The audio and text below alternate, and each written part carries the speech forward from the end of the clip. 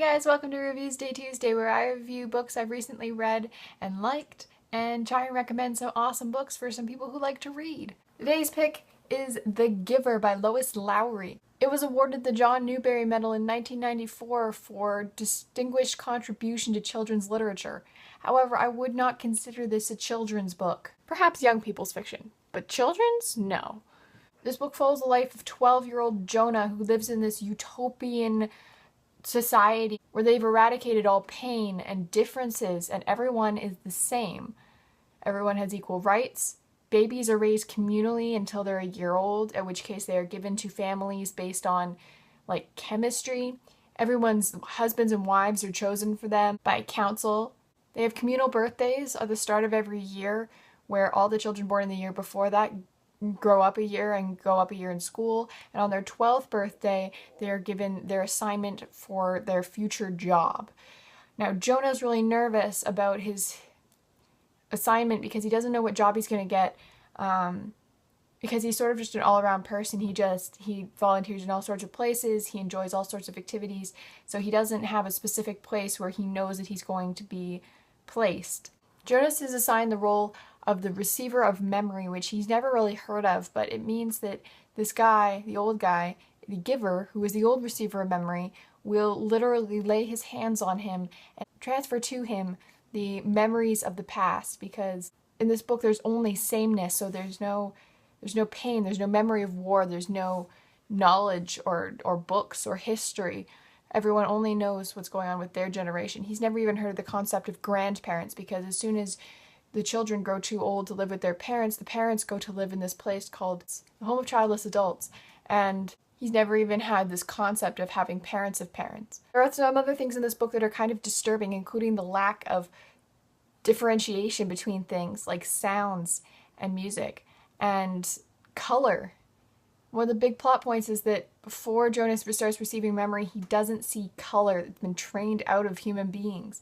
When Jonas starts receiving memories, he starts realizing the inequalities of his supposedly utopian society and starts seeing it as more of a dystopian society. He learns that when people are released from the community, they don't go elsewhere, but instead are given lethal injection and killed. This happens when people break the rules, when there is a twin born because they can only have one of each, when someone grows too old to be of use, or when someone feels out of place in the community and requests transfer to a different community. Jonas's father is a nurturer, which means that he takes care of the babies for the first year in this communal baby-raising building.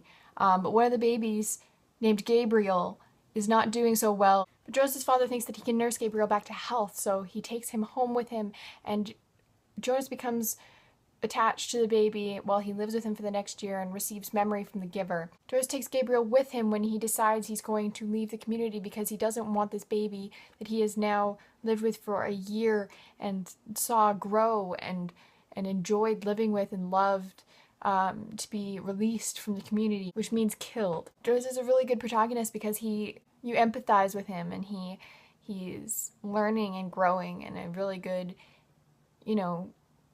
example of what a child is when they're learning that not everything adults tell them is true, and that sometimes the world is a lot crueler and that there's more pain in it than perhaps he knew before then.